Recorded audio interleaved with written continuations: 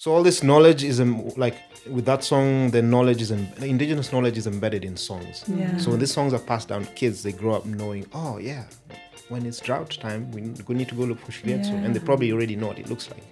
Amazing. So it's the passing down of this knowledge is what we really are interested in, and the preservation of our culture.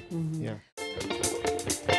This is Selam Hello, where stories of joy and justice vibrate with the rhythm of Africa and the diaspora.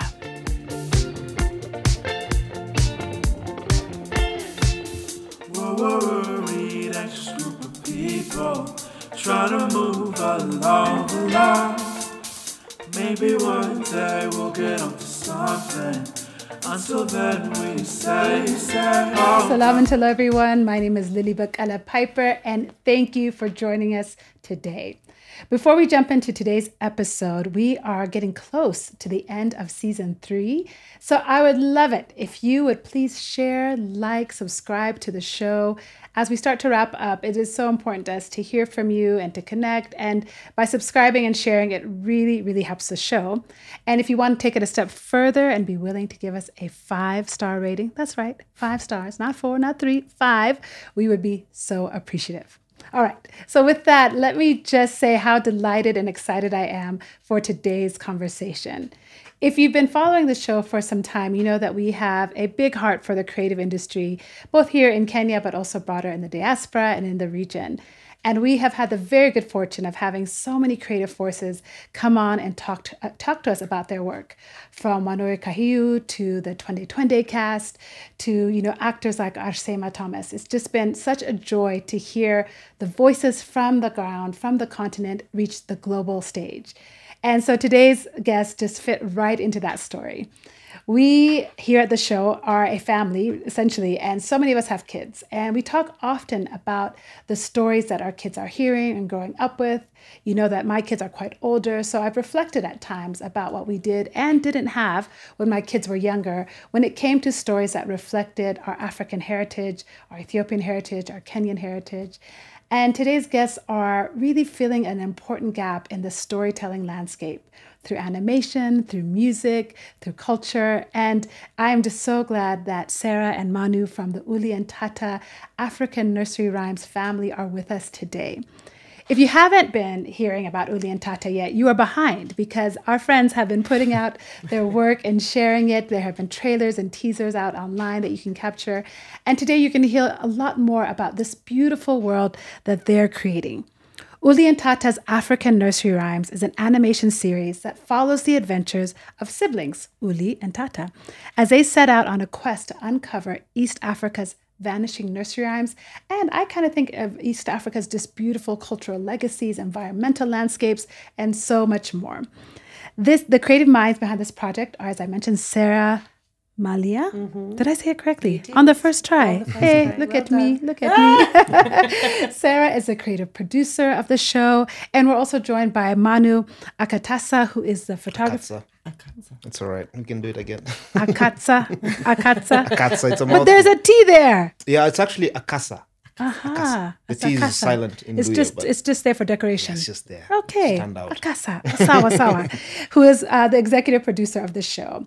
Sarah and Manu are not the entire team. There's many, many other people who take part in creating the Uli and Tata world.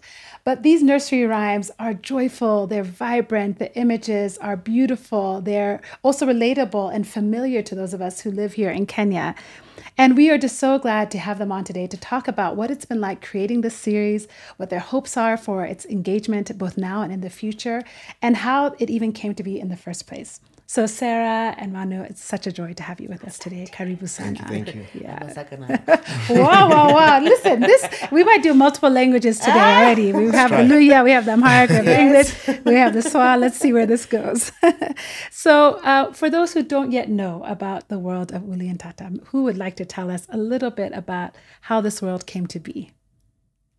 Ooh, I think we all have our different versions. Okay, let's hear them both. Kind of the same. I mean, we got our kids around the same time. Okay. I think our firstborns are about month apart. Exactly a month. Okay. Exactly a month Okay, apart. you started at a very intimate level talking about your children. So let's give me a background to the two of you and your relationship then. How God. these are not your kids together. These are just two families with Yes. kids. Okay, Yes. so tell us a little bit about that. Maybe that will help us understand why it was You start necessary. because you knew both of us. Yeah. Okay. Before. So in the beginning. In the beginning. So Sarah and I go way back. And I think me and Chief, who's Sarah's partner and also one of the creators of Uli and Tata, go even way back. Wow.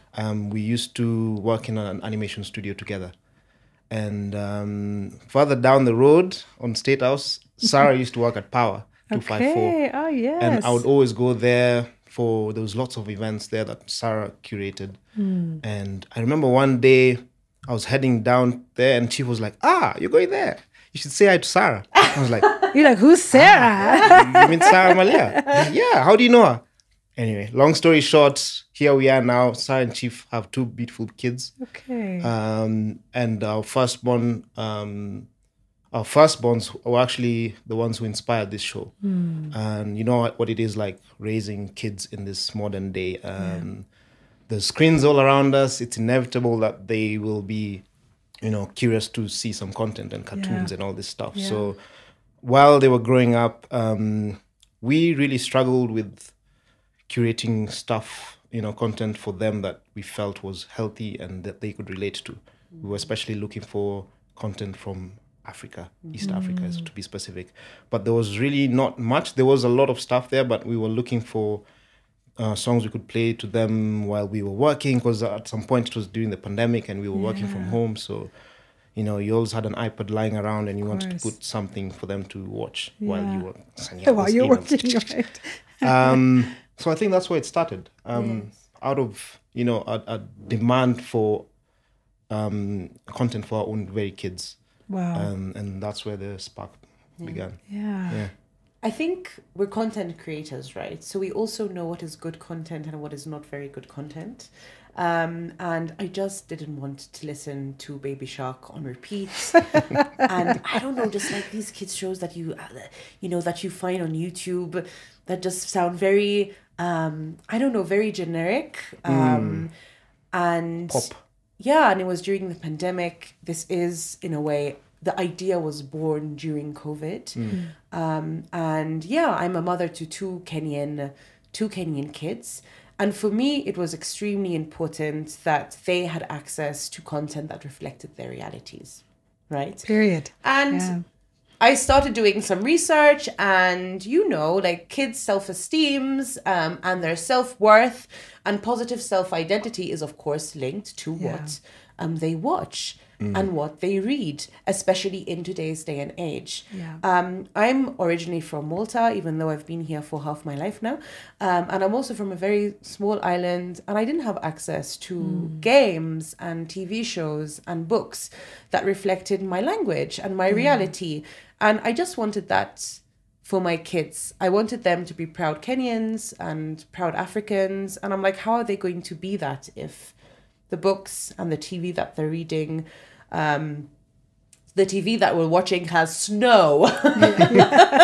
Right, or Frozen is on every backpack. Yes, and most of the kids are blonde. And there has been a marked improvement recently. And there have been, for example, African characters, but there hasn't been a lot of content that is based here. Yeah, absolutely. And has our stories. Yeah, There's been Black Panther, but Black Panther is still based in the US, right? So we came across this beautiful animated series from Central and West Africa called Comtine Afrique, and it had beautifully produced music. I love music, right? And I love well-produced music. That's why I'm a little bit snobby. I'm like, I don't want to listen to Baby Shark. That's fair. None of us do. We're done, yeah. And I said, and it was just really simple animation, but the music was beautiful, and I could listen to it all day. Oh man, it was on loop. It was on loop. Every day. Yes. And it was like 40 minutes long. Yeah. Every song, weaving in and out, and then all this nice visual. So you could listen to it for hours. At some point, we were singing the songs. It was really instant. So were you co-creating at this point? Were you percolating the idea and then listening to things together? A studio, okay, right. So we live on the same compound. Oh wow! And Manu, Chief, and I share a studio together. Okay. And Manu, I think I remember when the idea was born. None of us have a clear, like, we don't have a clear memory. Yeah. But I think we were listening to this show, and I just Yeah. turned to you. I said, "But you see, we can do this here. Yeah. You see, we can do this Yeah. for here." Yeah. So honestly, that's how Uli and Tata was born. So this is in 2020. So with all most film projects, you know, they take many years, and they bake in the oven for a very, very long time.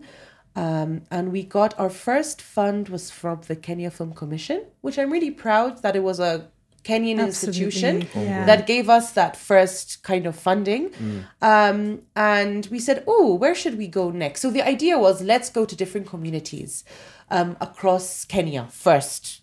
We're not limited to Kenya. Yes, I will sure. speak about that. We will talk about that. But let's start from home, you know. Sure. And let's find nursery rhymes that already exist in the public domain, right? That are already being sung. And what we found was a wealth of children's songs from every community in Kenya. Now, these songs are not exactly vanishing in all communities. The communities still have these songs. They're very much there.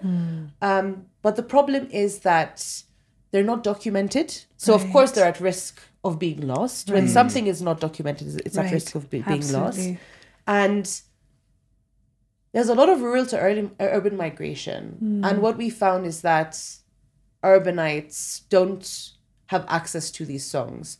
So when I use the words kind of disappearing and vanishing, I'm a little bit cautious. It's definitely vanishing in the urban space, not necessarily so much in the rural space, but because they're undocumented, they are at risk. Well, you know, it makes me think too, they're not only a risk of vanishing, but also being appropriated. Yes. You know, someone just stumbles on there and is like, oh, this is catchy. Next thing you know, that's being sampled in some song somewhere and we're being told it's, you know, it's whatever from another country or culture entirely. So let's just start at, you've given us kind of the genesis story of your connection, your relationships, your own children who inspire this.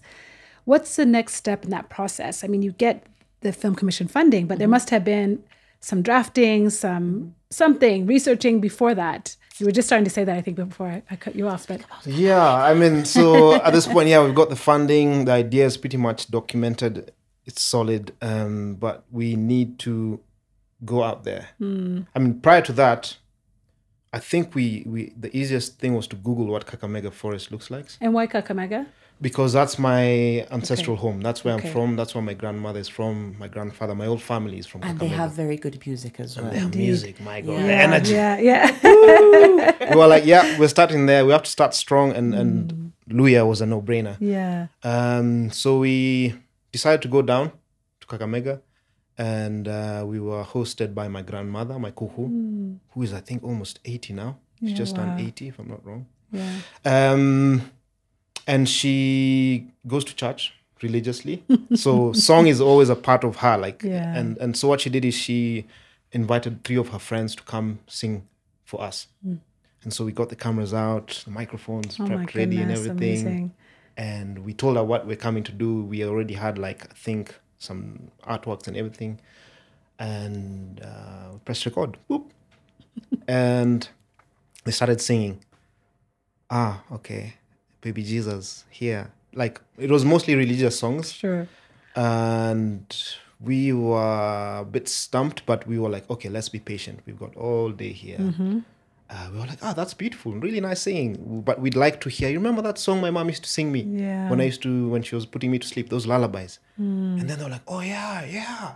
So you could see them starting to remember, because it's not like they'd forgotten. It's just that they were kind of in the back of their minds.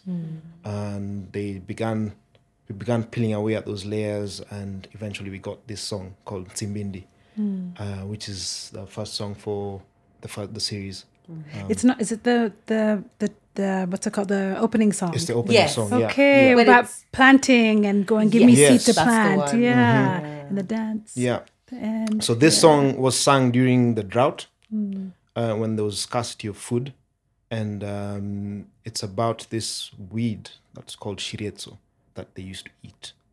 and it was, you know, like the thing about us Africans and most humans, like when you're facing adversity, music is one thing that gets you through that adversity. Absolutely. And songs, you know, get created on the fly, and you know, you don't want to you don't forget what we went through, and it's sort of like a way of overcoming. Absolutely. And so this song was a perfect fit for us because it spoke about this weed that was edible. And in fact, last time I went back when the episode was finished, I showed my grandmother, and I was like, is this shirieto still around?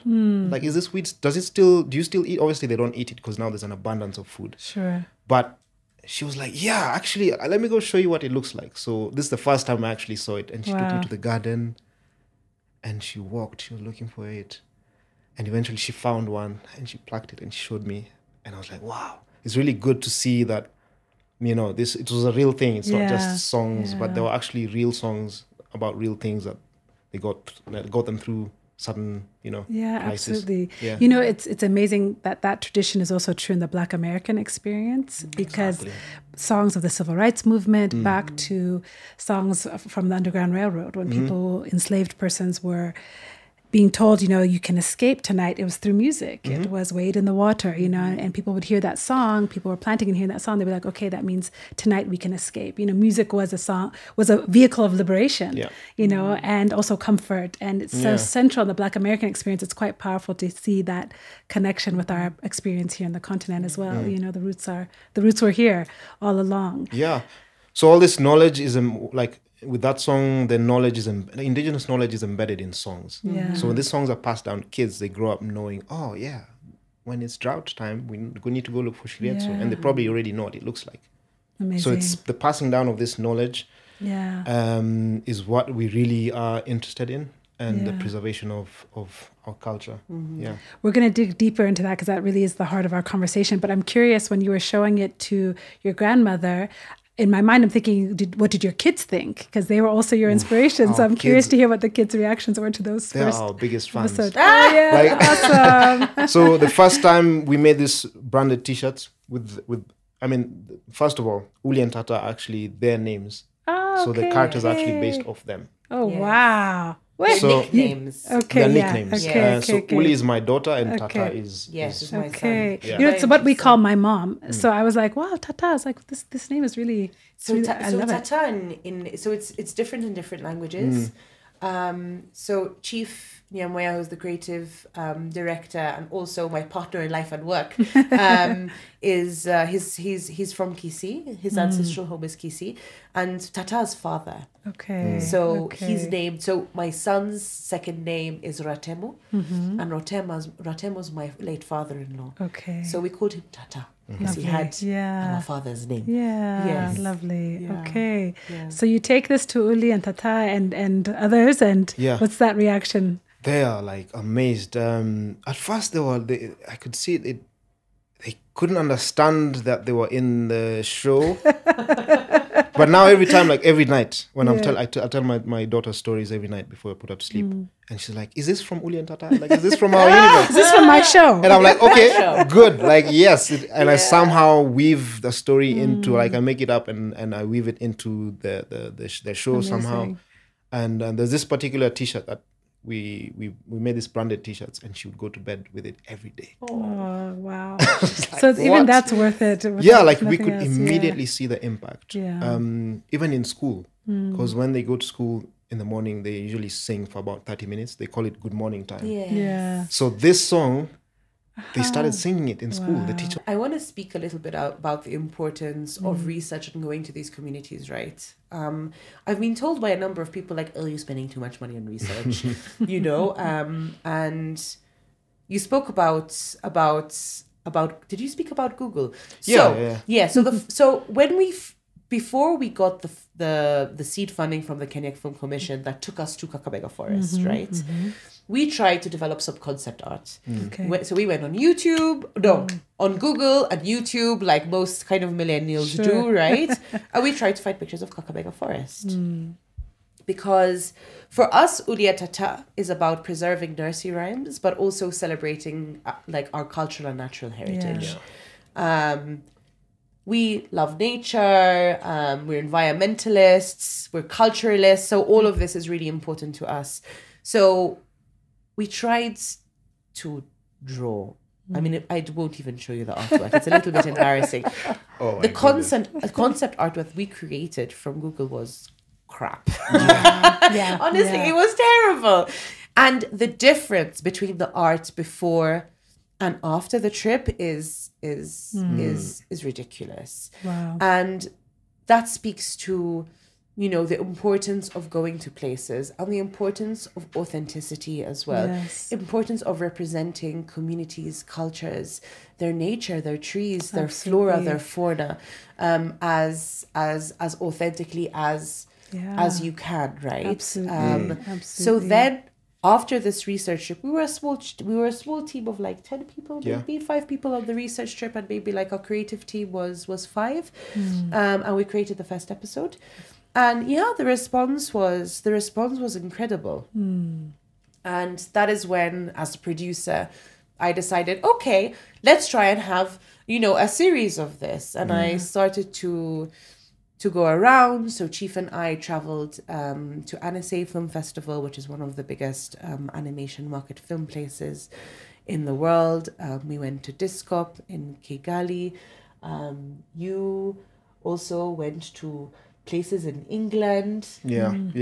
Festivals and all these other venues where you can meet. And we were just spreading the gospel. And sharing that first episode. Sharing our first episodes. I remember when I was in the UK, so I'm a natural history filmmaker. I film wildlife as well. Okay. So I'd gone for a wildlife film festival there. And usually, you know, these festivals, it's mostly 90% wildlife content. You don't get to see the people. Right. They're kind of excluded. And I mean, I understand that's their perspective. That's how they view the world. But I was there. I had the teaser on my phone and I was at dinner with execs.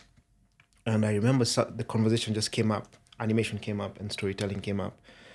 And we were speaking about how, man, we need to celebrate our stories and we need to actually, fine, we can make wildlife films, but we need to tell them from our perspective. I feel like it's a missed opportunity there. Right. So I showed the teaser on my phone to one of the execs at National Geographic. And she didn't even get past halfway. She was like, Manu, you need to apply for a National Geographic Explorer grant. And I was like, really? Yeah, we're going to fund this. We're definitely going to fund this. So I remember, after the festival, I was buzzed and I got back home. And then a couple of months later, I got an email that we'd been awarded a certain amount of money to produce. Amazing. To pretty much support this grant. He's a Nat Geo explorer. He's not saying that. I was going to say, who's the email from? He's a National Thank you, Geographic Sarah. Explorer. Hey, yes. Congratulations. Actually, thank That's you. But I amazing. owe it to this production because I got my explorer status through this Uli and Tata. Isn't that incredible? It's You're incredible. a wildlife filmmaker who created an animation series, and then that gets you this opportunity, which is really, but it also speaks to the power of storytelling for young people, and even in the modern digital age, that we've done wildlife films, they've been available, but now this is a new way to tell a story, and that's really quite exciting. That animation is going to open up new doors to tell these also very ancient, grassroots, environmentally focused stories, which are equally important. Yeah, absolutely. So that funding has allowed you now to create So a it's few more that episodes. funding, Okay. and also, as I was saying, so Chief and I were traveling to a lot of marketplaces, and we got a lot of feedback on how to improve it, and we were noticed by the French embassy in Kenya, and there's a grant called Creation Africa grant, which is administered by the French embassy at Alliance Française. And they also called us and said, we have something for you. So our first 9 episodes are being funded by National Geographic and the Creation Africa grant, which is amazing. We went from a 3-minute song to a 5-minute episode. So Uli and Tata are from Nairobi. They live in a very typical Nairobi estate from like Nairobi West. Like Akila or some of those. Okay. Yes, Okay, you know sure. those, typical Nairobi estates. And in the first episode, it's a drought. It's extremely hot. They're bored because they can't play outside.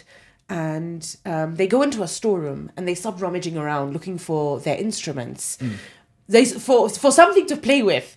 And they come across these traditional instruments, which is an orutu, and then a sukuti drum. Yeah. Okay. Right, so the orutu or the shiriri. Yeah. So it's shiriri in Luya and the And orutu Urutu. in Luo. Yeah.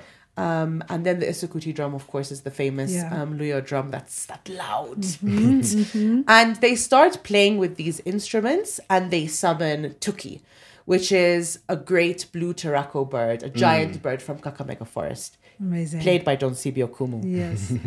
Perfect Our marriage. friend and teacher. Yes. And what happens is that in every episode, the kids face a challenge, right? Tuki is summoned. He comes and he takes them to a new location. And within the song, right, is a lesson. Okay. You spoke about how here nursery rhymes and songs hold indigenous knowledge. They really do. Do you know, sometimes I speak to Europeans, for example, and they say, our nursery rhymes are scary. They are. Yeah. The Brothers Grimm were really grim. Yeah. Exactly. Yeah, They're yeah. like grim and scary, but it's very, very different here.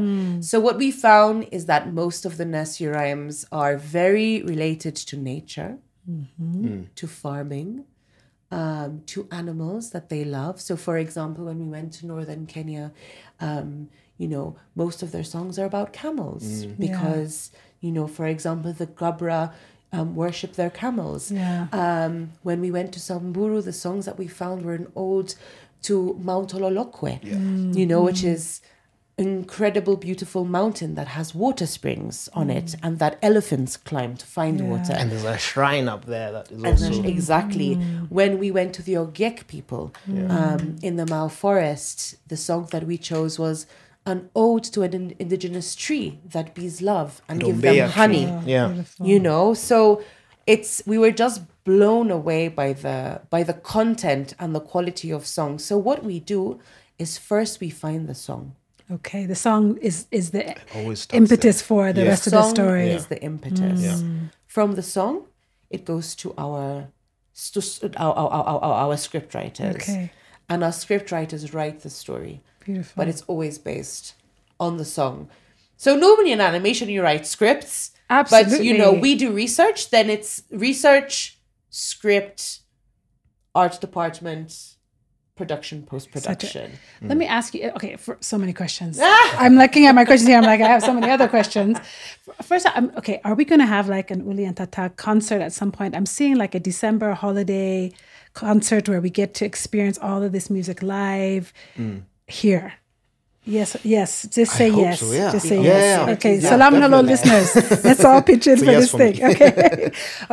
Because I'm just curious. It's way more than just an animation series. This is you're creating a museum. It's like a living museum of music and images and history. So the potential for it then really feels limitless. I'm curious about your editorial process though, because if you're having research happening here, you must at some point have to make decisions, right? Like, no, we can't do this. Yes, we'll do this. Tell me what that looks like and feels like to you, and who's behind that decision making. I think this is one of my favorite parts because on the research trips, usually it's the sound team, Okay. the music team, and it's audio and visual team. So we've got a crew of. I usually go on the research trips because I'm a filmmaker and we're trying to get as many visual references. Yeah. So are you filming on those trips We are too? filming, yeah, and yeah. capturing it and bringing it back and Capturing as animating much as we a version can. of it. Wow. Okay. The landscapes, the backdrops, the people, Okay. how they dress, how they speak, the food they eat, Yeah. the instruments they use, The trees. everything, the trees, Wow. as much details as we can Which possibly. also feels like another project could come out of that. Exactly. So even Hey. we're sitting on so much footage Yeah. and we're like, man, this could be a documentary. 100%. So there's so many ways this can go through. But yeah, going back to the research. So we come back and we've got so much. But mostly we have songs, at least five. Okay. 5 5 songs that we can now come back to. And what we usually do is we have a listening party. We'd like to invite you guys to the next one. I would love to come to that. And Please. usually by then I have my favorites. I'm like, yeah, that one has to be that one. Yeah. But it's usually a group decision and as democratic as it can be, because everyone has different tastes, and we usually debate on which is the best song. So we have this listening party, the whole studio's there, we invite guests, and then we sort of put it to a vote. Wow. And you pick the song from those. Pick the song that we want to start with. Usually we have like at Wonderful. least 2 or 3 that we want to eventually do, but we usually start with one. And then from there now we jump into the writing. So we already have an imagination. Our imagination is already going wild by now, because if this song is about harvesting honey, we are like, oh yeah, so how do we weave this into a story? How do we have a narrative that, you know, can be animatable as well? Yeah. And so that's the next thing, is the writing. We have a writers team that does that. We get some scripts out, then we sort of, again, people get to read them, and we're bouncing ideas back and forth. Is this possible? Sometimes, like when we began, we were like so ambitious, but you know, it kind of, we have to tame our ambition a bit, because it trickles down to the animation as well. So we need to make sure that it's achievable within, because we do have deadlines, you know, so you can talk about that. We have a production schedule, and we need to make sure that that's being met. Right. So we kind of have to find like a happy middle ground where the story is powerful and entertaining enough, and also does justice to you know, is authentic enough and credible, because we don't want to risk misinterpreting people's cultures, because those are sacred things. That's sacred, and that's significant. Yeah. So how do you safeguard those sacred moments, you know? First of all, we have a server. Very important. What do you mean by server? So a server, how do you're the tech person? It's just a massive hard drive. Okay, a hard drive. Okay, so literally a server. I thought there was maybe like literally a server. Okay. So first of all, is Okay. keeping all this footage safe, Right? Because data loss is a thing. Absolutely. So Manu made a very important decision after our first research trip, and that was to hire a data wrangler. Now, what is a data wrangler?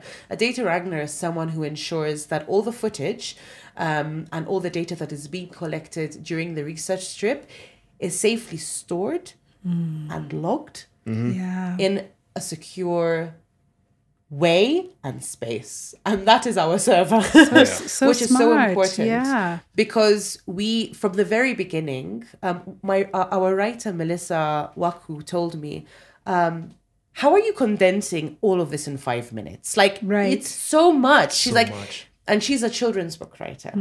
And basically, we try and condense as much as we can in this 5 minutes. However, at the back of our minds, not at the back of our minds, very actively, we're very aware that this can grow into so many different forms of media. There's theatre performances, there's children's books, there's the documentary, there's a digital archive as well that people can actually access and hear these different songs. Learning tools, collaborations with educational institutions, museums. So this is why I always say it's more than an animation, it's a movement, because it's a seed, like in the first episode they're planting seeds. It's a seed that can grow into so much. And that's the seed, of course, is the IP, it's the intellectual property, it's the songs, it's all of this. Absolutely. So that is definitely something that we're actively thinking about as we go along. I'm struck by the timeline from inception around COVID-ish times to now. It's only 2024. So I know that it's 4 years is a long time, but it's also not a long time, because I talk with authors who have been writing a book for like 10 years, before it gets to anyone's hands and they can read it. So in that process of these 4 years, and you've done so much between the researching, building a team, traveling, all those things, have there been challenges along the way that you kind of ever reconsidered this idea altogether and thought, is this going to work? There's always challenges. Thank you for that very honest answer. Always. Makes the rest of us creators feel better. Where do we begin? Challenges out in the field, challenges in the studio. Maybe you'll talk about the studio challenges. Yes, because you spend more time in the studio than I do. Challenges in the field, definitely. where should we begin? Data loss. No, let's start from the recording, actually. So every community has a different sort of, first of all, use different instruments. Some communities just use the vocals. Right. Some, it's the vocals and the drums. Others, it's the vocals, the drums, and like a string instrument. So every trip, we really have to kind of do some preliminary research. And this is where Rashid comes in. Yeah. He's our music coordinator and researcher. And he usually sends us like PDFs to read on about these communities and what instruments they because a lot of them are very well documented. So we get as much as we can prior to going out there. But still, there's the challenge of recording them.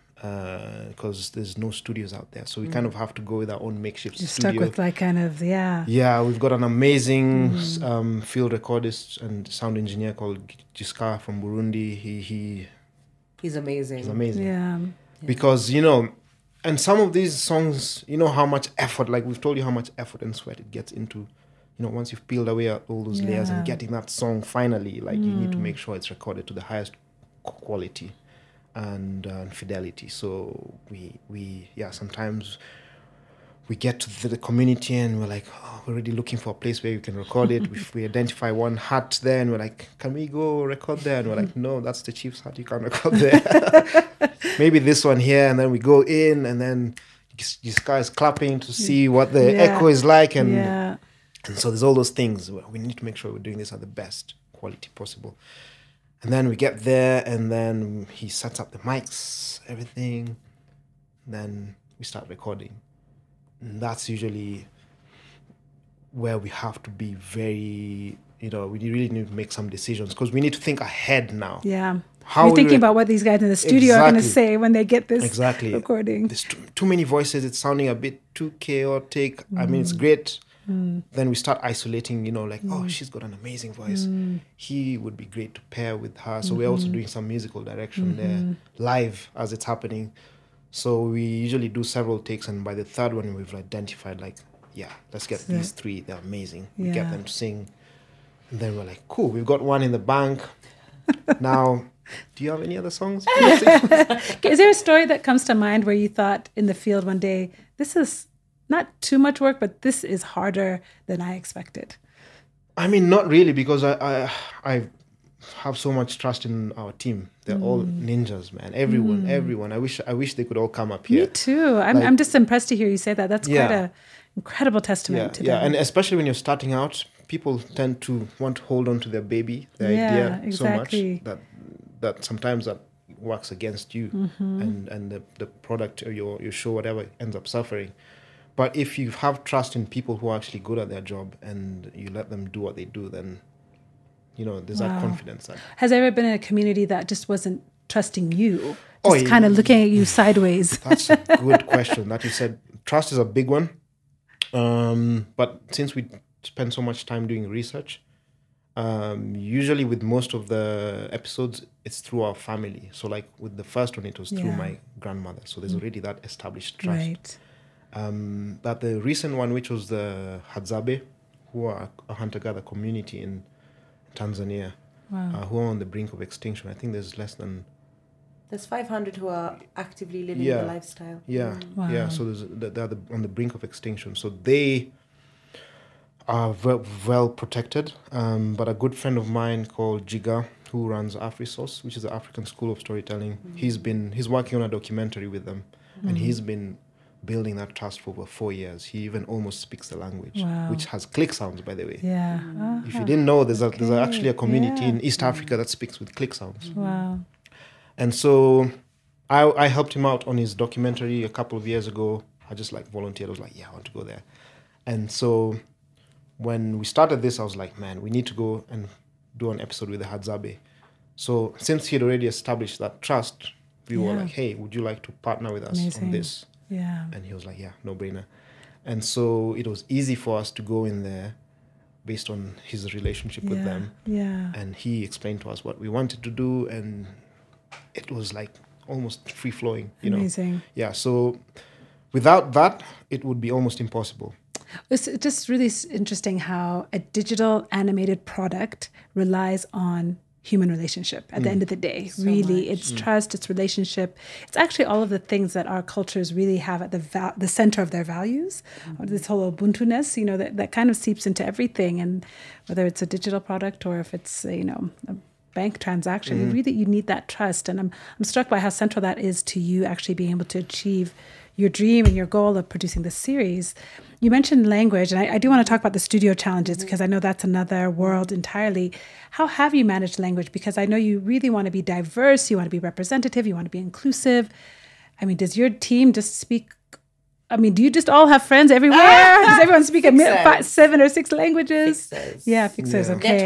Networks. Fixers. Relationships again. We're back at relationships. Yeah, amazing. I think every community that we go to. So first of all, shout out to our field producer on our research trips and music researcher, Rashid.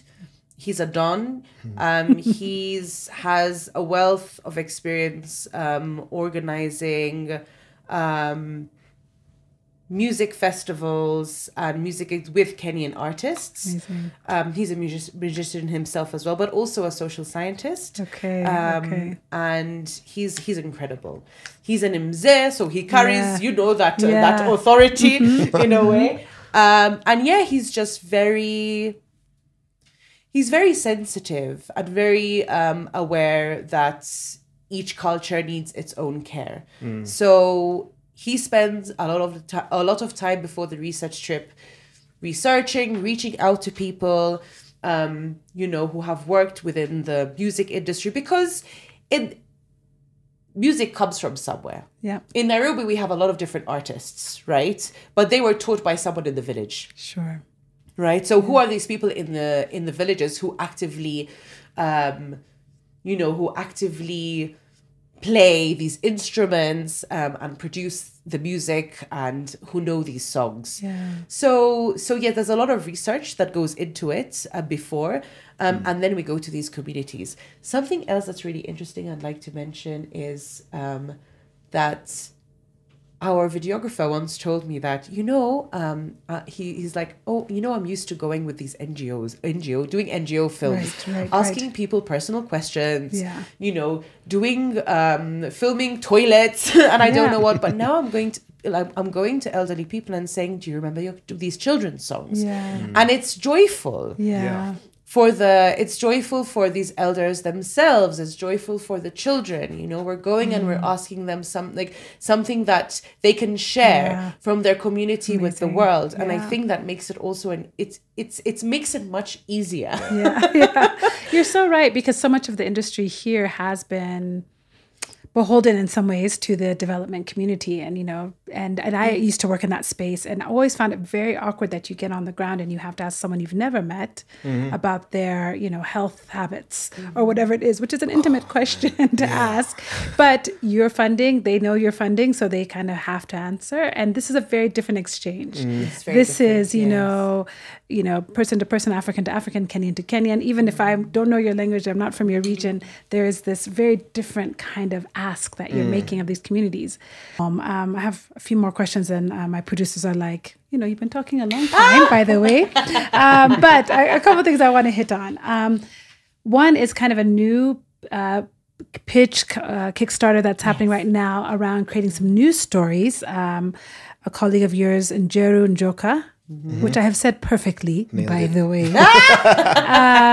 had a Kickstarter campaign recently about their studio called Shosho Studios and bringing the stories of centurions to the Uli and Tata universe.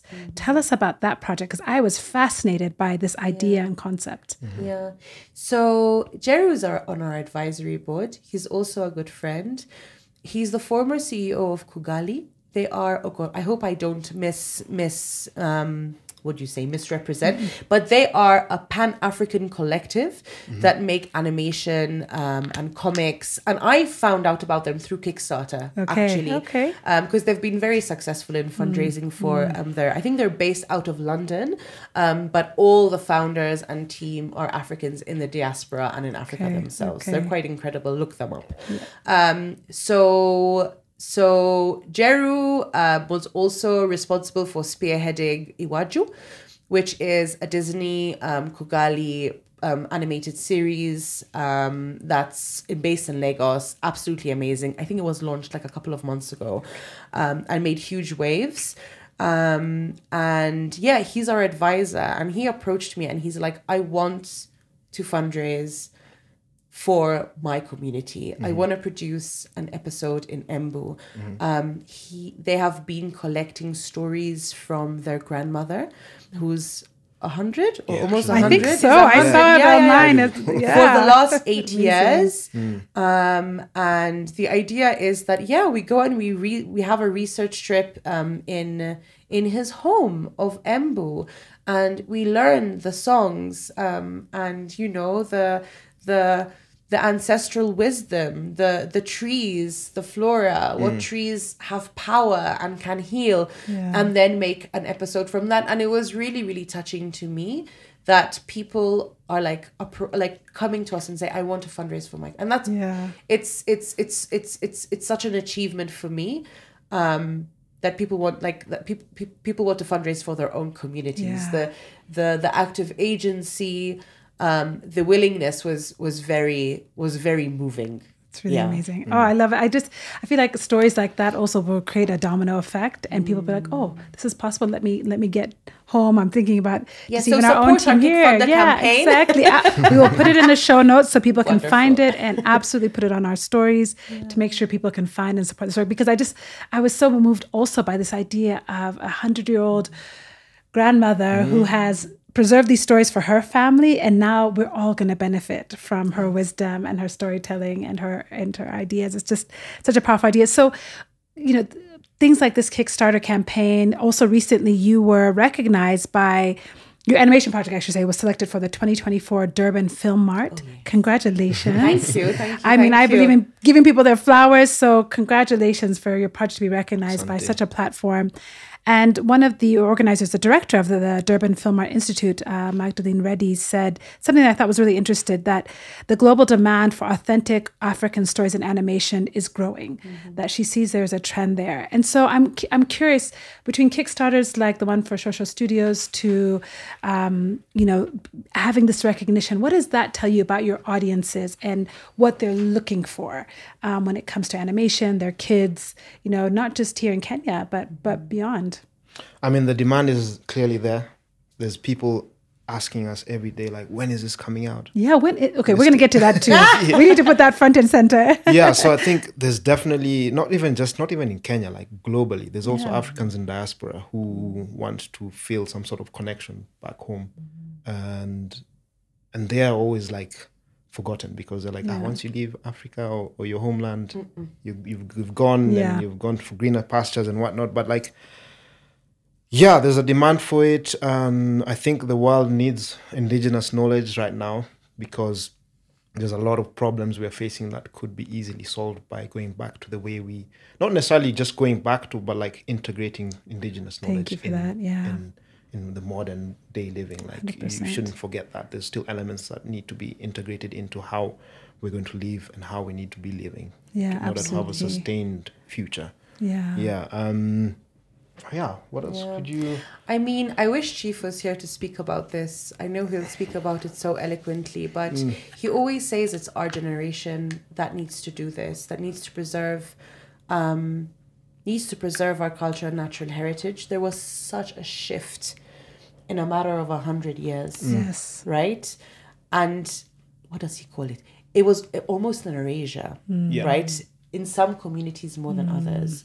So if we don't do it, no one will. And I do feel like there is an awakening amongst a number of parents our age that are looking for this content. Yes. Some of our videos on Instagram have gone viral, you know, and the response from all parents has been, this is incredible. From Kenyans being so moved by it, saying, yes, we need more of this.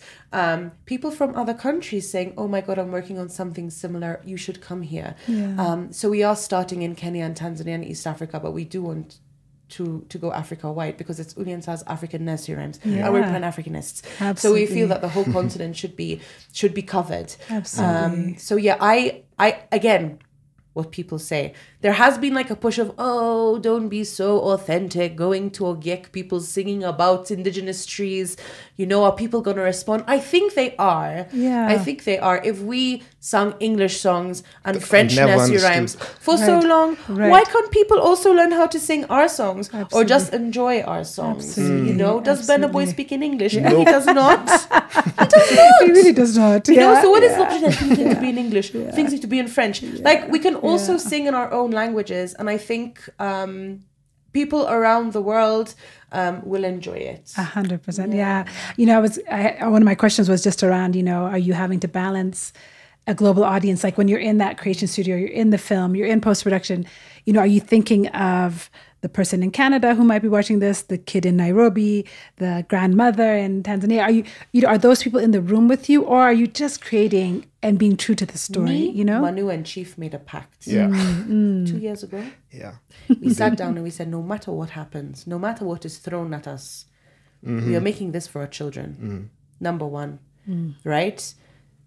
Our children have to watch this. yeah. Well, this And can have make me to- tear up. And Yeah, have it's to quite resonate powerful. with it. Because a Yeah. lot of Yeah. our content gets sold to Netflix Yeah. or sold And to then- Disney, and Yeah. our kids don't watch it, Yeah. right? Yeah. So we are making it for them. And our kids are global. The kids are from Nairobi. Nairobi is a global city. Yeah. So first, we're making it for our children, for children diaspora, and we feel that everybody else will follow. Yeah. And some of these issues are global issues. Yeah. If a song is talking about preserving trees, Yeah. everybody in a city knows what it's like not to have trees. You know, we were talking about rain, this Rain, Rain, Go Away song, and how it's so anti-African. Like, Yeah. I mean, most of you, if you grew up in a city and it started raining, you had to either run to get shelter, or I remember growing up, we'd have to run out and get the clothes off the line. I used to Yeah. enjoy that. Yeah. Like, get the clothes off quickly. Yeah. But in more, you know, if you're living in a place that's full of trees and hills and there's birds, every time it rains, you're like, oh wow, Yeah. my plants are going to grow. I'm going to have food. The rivers are going to start flowing again. Like, you're thinking about all the life that's going to be sustained just from that single act of rain, water falling from the sky. But if you're living in cities where it's just concrete and there's floods that happen because of poor infrastructure, then you see rain as a deterrent, threat, as a yeah, threat. yeah. So I think it can be adapted to anybody in a city. Anybody can relate to this. So it's just speaking from the heart and presenting these songs as authentic as they are, and somebody somewhere will relate. They will always get something out of it. It's really, yeah, I'm so moved by that. I think, you know, our intentions say so much about our work and the value it brings to others. And when our intentions are rooted in creating something for our kids, preserving who we are, absolutely, the world will follow. I'm just so delighted by everything you said and moved by your intention and your hard work. I mean, I know how hard it is to bring creative ideas to life, that you've persevered through these years, and but also to hear that these relationships. I mean, I want in on this WhatsApp group. Can we get matching tattoos or something? Something, because this is a movement I want to be a part of for sure. So before we let you go, we need to know where we can find your work and how people can support this amazing movement. Great. Go ahead. Website. Yeah. Our website, we launched our new website 2 weeks ago. Okay. It's www.Pungulupa Productions. Hey, So- yeah, spell that, my Okay, dear. okay, so Pungulupa is the sound that Kenyans make Okay. when something falls. Yeah. And Manu would always, whenever like something would This fall. is the most not easy to find website ever, though. Can I say Pungulu Pa? No, It's it's not Pungulupa. Pungulupa. It's Pungulupa. So, Okay, Yeah. okay. but I'm just saying why it's called Sawa, Pungulupa okay. Productions. Yeah. It's a thing that like Kenyan parents say to their children when things fall. When sufurias are falling in the kitchen, or like when Yeah. you fall down physically, it's like pungulu pa. I love There's it. a I pa love at the it. end, I like love it. exclamation. So it's P-U-N-G. No, Pungu. Yeah, P-U-N-G-U-L-U-P-A. Pungulu Pa. Pungulu Pa. We'll put it in the show notes. So people can find you. www.pungulupaproductions.com. And then We're IG people, we're Instagram people at Uli and Tata. Yeah. At Uli and Tata. We're on LinkedIn. Uli and Tata's African Nursery Rhymes. Terrible on Twitter. And we're or on X. YouTube as well. We're on which is YouTube. where we Yes. plan YouTube. to- We are going to start releasing our first 9 episodes in January 2025. It's So exciting. I'm so excited that Yeah. in 6 months people are Oh my gonna gosh. be watching our shows. It's very Yeah, exciting. I'm about to cry again. I'm so so touched by this, you know? I'm just really... Speaking of crying, there was one research trip I went on. I cannot wait for you guys to see this Samburu episode. And I was behind the camera. These young boys were singing this song that they sing usually to prepare themselves before circumcision, because it's a very deeply personal process for them to go through. And it's a very simple song. It's just a loop. They're singing in a loop. Nothing much. Yeah, just 4 or 5 boys. And I was filming them. And man, I just started tearing up, man. Like those, I don't even know what, I cannot explain it. This is just sound waves. I did not understand what they were saying, what they were singing, but they just kept singing it. And every time I'm watching the animatic or the episodes is almost done now, and that one just moves me and everything. Yeah. And yeah, there was something powerful about that song they were singing, because when at some point we were like, okay, cool, we've got the song, awesome. But they just kept going. They were already in some sort of trance while they were singing this, and they just kept going. And then eventually they stopped, and one of the boys just went into like a spiritual fit. He fell back and he started convulsing. Like, You went to do first aid. and I was like, Okay, okay, yeah. I know, first I know, aid. like, the drama tears. Finally, Shock, yeah. this is my chance to do my first aid training. Like, I went down and I was like, he was so stiff. Like, I tried putting him in the recovery position, and then I realized, oh, am I the only one who's panicking? Because everyone was just. In fact, some of the older men were laughing. His friends were just. Actually, I was getting in their way, because usually what they did, they would carry him and then just take him to the back, and then he would recover. So then I realized, like, wow, do we even realize what we're doing? Right. It's beyond what we understand and comprehend. Yeah. There's layers that we do not even understand. And so, yeah, that was really deeply moving. I think there's another song that all these songs are very emotional. There's the Ogek one is also amazing. The Ogek one, yeah. The one that they're singing to the indigenous. They're singing to this tree. Yeah. That's- Dombea Torida tree that gives wonderful honey. Yeah. Which is their livelihood. Yeah. It's their food. It's their... Yeah. Yeah.